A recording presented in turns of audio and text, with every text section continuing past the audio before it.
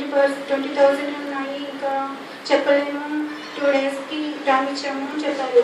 So నేను వెళ్ళే ముందు నాని ఆంటీ గారితో ప్రే చేయించుకున్నాను. దేవాన్ని చిత్తం, నేను ప్రతి విషయం నీ పైన ఆధారపడతాను, డాక్టర్స్ ఇలా అంటున్నారంట అనేసి ఆంటీ దగ్గరికి వచ్చి ప్రే చేయించుకున్నాను. నాకు ధైర్యం చెప్పారు.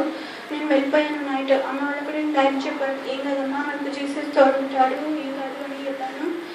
అయినా దేవుడు డాక్టర్స్ చెప్పారు, నా ప్రయత్నం చేస్తామమ్మా, మీరు ఇంకా ప్రే చేసుకోండి, మీ దేవుడిని మీరు ప్రే చేసుకోండి అని చెప్పారు. మేము అదే చేసాము. ఇంకా అదృష్టంగా ఎవరో తనంతట తానే వచ్చి బ్లడ్ ఇస్తానని వచ్చారు. ప్లేట్లెట్స్ ఎక్కించాము. కౌంట్ పెరిగిపోయాయి, మళ్ళీ పడిపోతున్నాయి. మాకు టెన్షన్ వచ్చేసింది. డాక్టర్స్ కూడా ఇంకా గ్యారెంటీ లేదన్నారు. సో మేము అలాగే ప్రే చేసుకుంటుంటే అనుకోకుండా ఇంకా ప్లేట్లెట్స్ మెల్లిమెల్లిగా ఇంక్రీజ్ అవుతున్నాయి అనమాట. Now he's out of danger.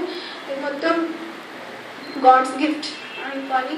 అంటే మరణ పడక నుంచి తిరిగి మా బాబుని తిరిగి లేపాలని నేను నమ్ముచున్నాను.